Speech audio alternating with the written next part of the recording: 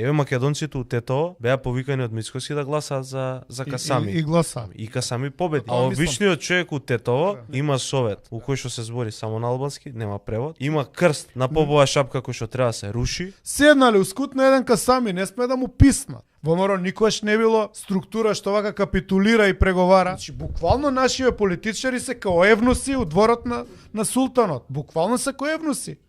Мицко да си оди, да се обединат сите десничарски структури со нов човек. И тоаш македонците ќе имаат толку јака партија, што ни една албанска партија, ни Дуи, ни Свети Дуи, ни не знам кој, нема да може да не уценуваат. Поентата ми е не кој чиви џаци се, него што нудат. Филип, ако ние као држава после 20 години Охридски рамковен договор, балансери, така натаму, треба пада нож да се доведеме, мислам дека тоа е сулудо. Добра, и ќе значи целосен распад на држава.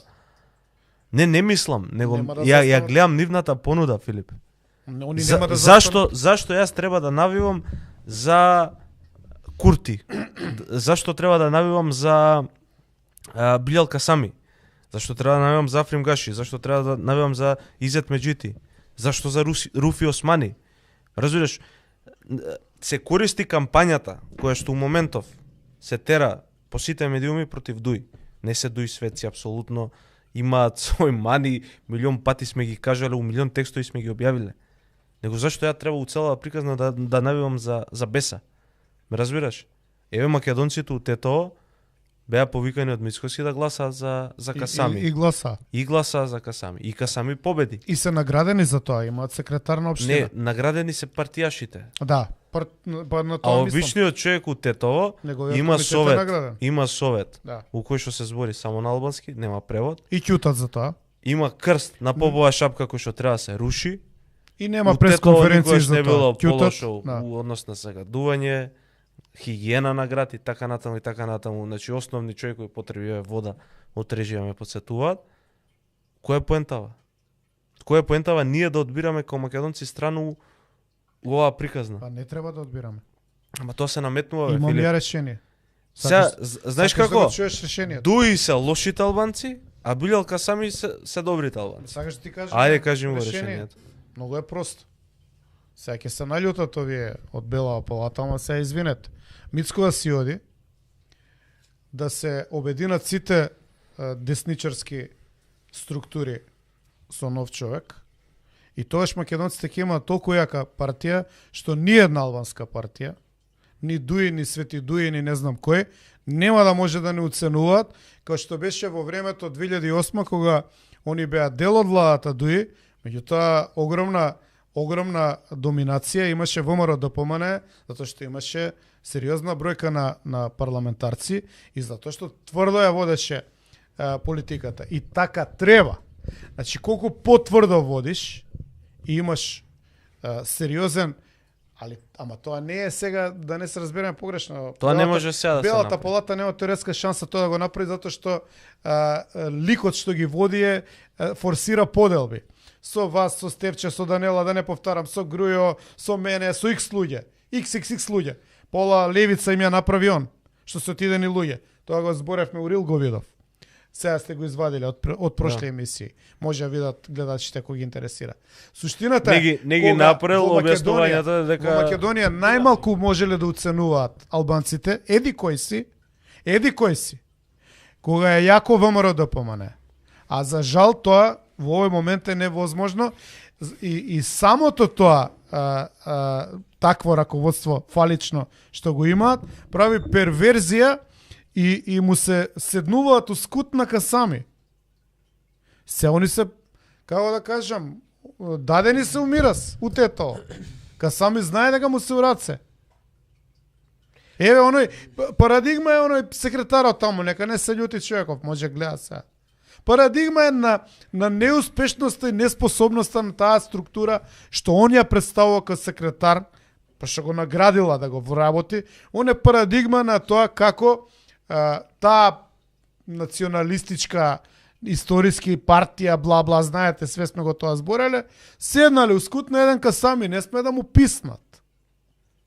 Нема пресконференција, нема соопштение, нема оградување, нема ништо. Абе најмалку Тоа е- можеше оставка. Тоа е нашата пропаст како идеолошка структура. Велам нашата, бидејќи у такви моменти сега кога збориме Добро, за десничари се сме. македонско Обединување. обединување или некаков одговор на овие црнила у кои што се наоѓаме, тоа е нашата пропаст. ВМРО никогаш не било структура што вака капитулира и преговара и се става ускут на некој си касами. Нити на Ахмети, нити на никој. Они доаѓале кај нас. Ја не викам сега да се прави мајоризација, не знам, жестока, меѓутоа се знаеве кој е мнозински народ. Мора да се знае. И они гледаат идиоти водат партии лево и десно, ги гледаат ко...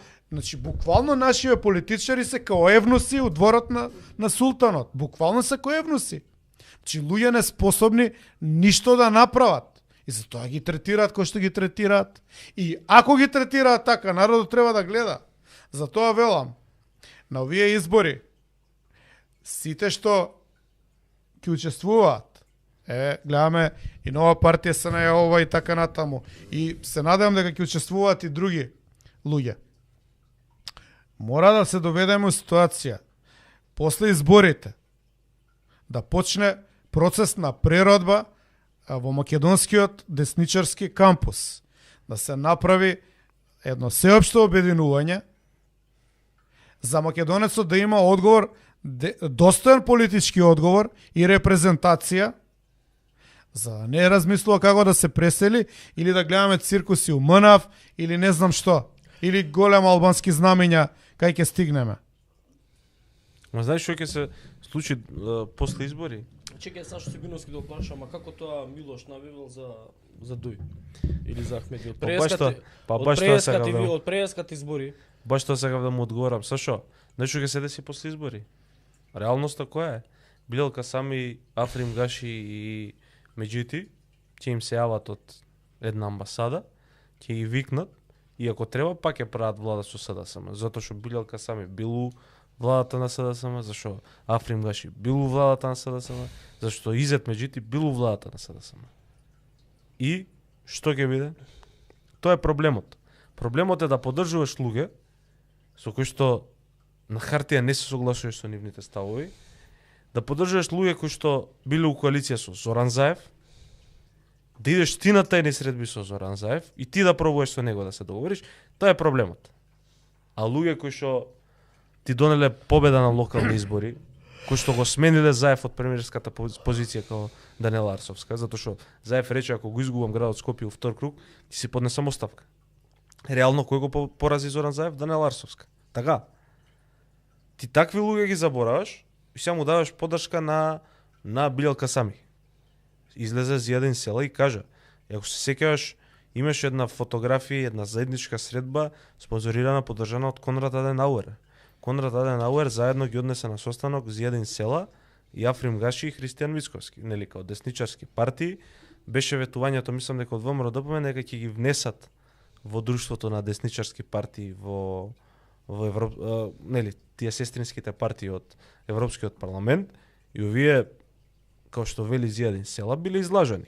Односно Мицковски дал поддршка за Билел Касами, кој што у тоа време беше у коалиција со Зоран Заев. Тоа е проблемот. Значи ние у држава патиме 30 години од заменување на едно зло, нели, наводно помалото зло со поголемото зло. И што тоа е истата и приказната со Дуј.